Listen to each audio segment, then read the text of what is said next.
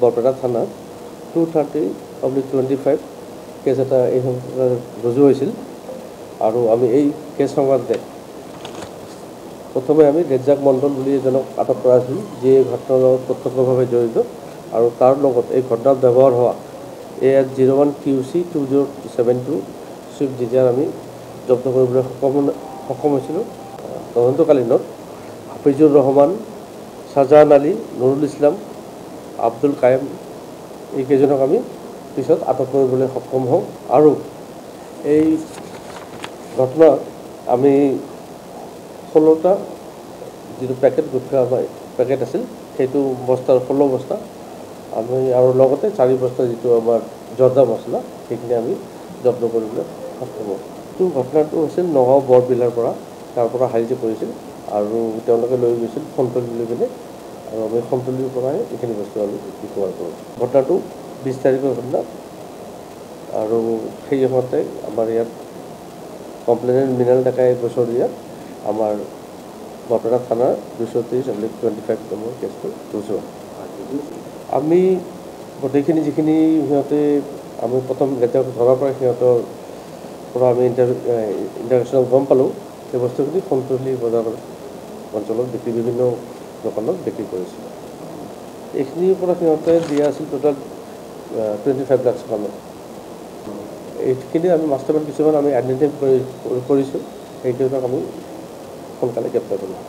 সিহঁতে এখন ডাঙৰ যিটো ঘটনাত আৰু এখন ডাঙৰ বাহন ব্যৱহাৰ কৰে, যিটো বাহনে নিৰ্দিষ্ট টাৰ্গেট কৰা বাহনখনক আগবাঢ়ি ধৰে।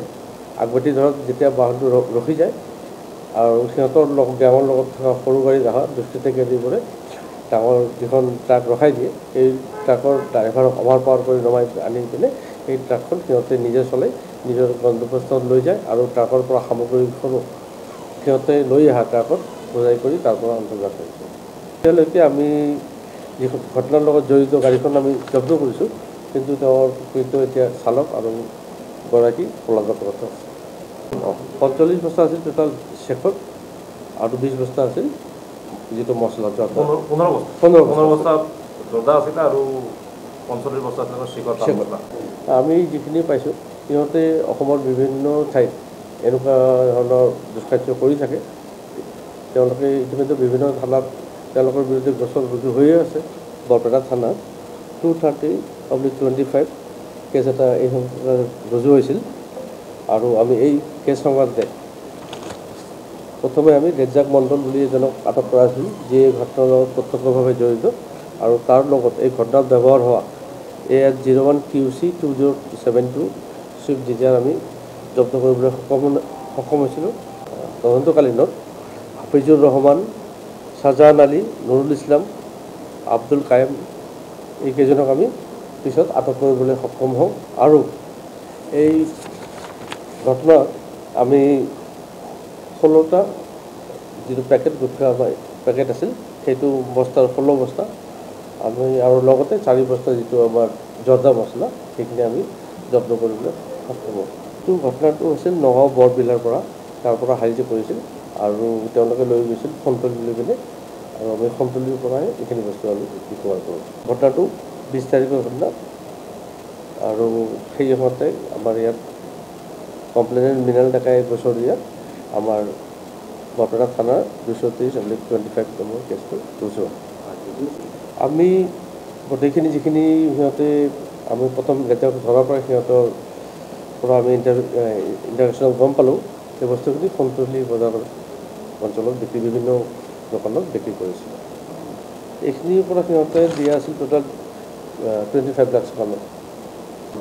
এইখিনি আমি মাষ্টাৰমাইণ্ড কিছুমান আমি আইডেণ্টিফাই কৰিছোঁ, সেইকেইটাক আমি সোনকালে গ্ৰেপ্তাৰ কৰিলোঁ। সিহঁতে এখন ডাঙৰ যিটো ঘটনাত আৰু এখন ডাঙৰ বাহন ব্যৱহাৰ কৰে, যিটো বাহনে নিৰ্দিষ্ট টাৰ্গেট কৰা বাহনখনক আগবাঢ়ি ধৰে। আগবাঢ়ি ধৰাত যেতিয়া বাহনটো ৰখি যায় আৰু সিহঁতৰ গেঙৰ লগত থকা সৰু গাড়ী অহা দুষ্কৃতে কেন্দ্ৰীবোৰে ডাঙৰ যিখন ট্ৰাক ৰখাই দিয়ে, এই ট্ৰাকৰ ড্ৰাইভাৰক অভাৰপাৱাৰ কৰি নমাই আনি পিনে এই ট্ৰাকখন সিহঁতে নিজে চলাই নিজৰ গন্তব্যস্থানত লৈ যায় আৰু ট্ৰাকৰ পৰা সামগ্ৰীখনো সিহঁতে লৈ অহা ট্ৰাকত বোজাই কৰি তাৰ পৰা অন্তৰ্ভুক্ত কৰিছে। এতিয়ালৈকে আমি যি ঘটনাৰ লগত জড়িত গাড়ীখন আমি জব্দ কৰিছোঁ, কিন্তু তেওঁৰ প্ৰকৃত এতিয়া চালক আৰু গৰাকী পলাতক আছে। 45 বস্তা আছিল টোটাল শেষত, আৰু 20 বস্তা আছিল যিটো মছলা। 15 বস্তা জৰ্দা আছিলে আৰু 45 বস্তা আছিলে শিখৰ। আমি যিখিনি পাইছোঁ, সিহঁতে অসমৰ বিভিন্ন ঠাইত এনেকুৱা ধৰণৰ দুষ্কাৰ্য কৰি থাকে। তেওঁলোকে ইতিমধ্যে বিভিন্ন থানাত তেওঁলোকৰ বিৰুদ্ধে গোচৰ ৰুজু হৈয়ে আছে, আৰু তাৰ ভিতৰতে 2 এজন বিভিন্ন ক্ষেত্ৰত গ্ৰেপ্তাৰ হৈছে।